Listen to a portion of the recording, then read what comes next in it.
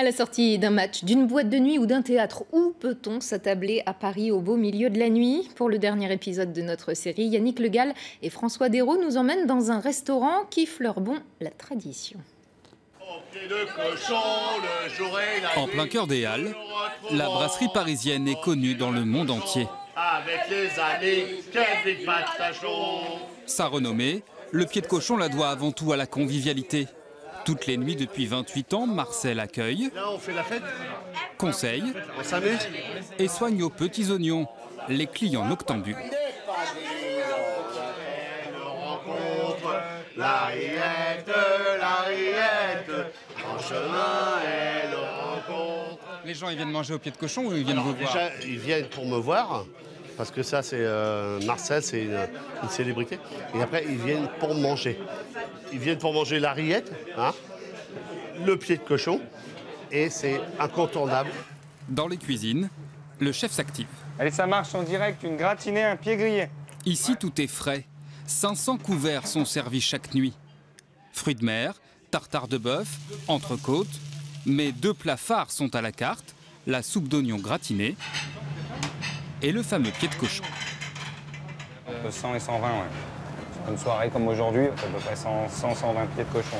Comment ça se prépare un pied de cochon? Là, on le cuit d'abord au courbouillon, donc. Et après, ils sont égouttés, panés et passés au four pour faire un pied de cochon grillé, quoi. Attention, c'est chaud derrière, pardon. De nouveaux visages apparaissent, ceux de ces soirées de fête qui cherchent dans cette activité nocturne un prétexte à leur insomnie. Depuis 1947, le pied de cochon nourrit le tout Paris nocturne. Des ouvriers des Halles à l'époque jusqu'à la grande bourgeoisie. Aujourd'hui, la clientèle se partage entre Parisiens et touristes. Les 2 dames d'abord. Très bien, bonsoir. Voilà. Bienvenue. Alors, vous venez de loin comme ça? À côté de Marseille. À côté de Marseille. Ouais.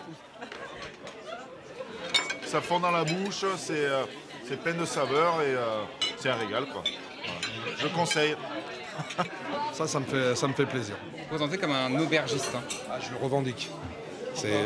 Parce qu'un aubergiste, c'est quelqu'un qui sait justement mettre de l'ambiance, qui priorise l'accueil que l'on doit réserver à ses clients, qui priorise aussi l'ambiance vis-à-vis du personnel.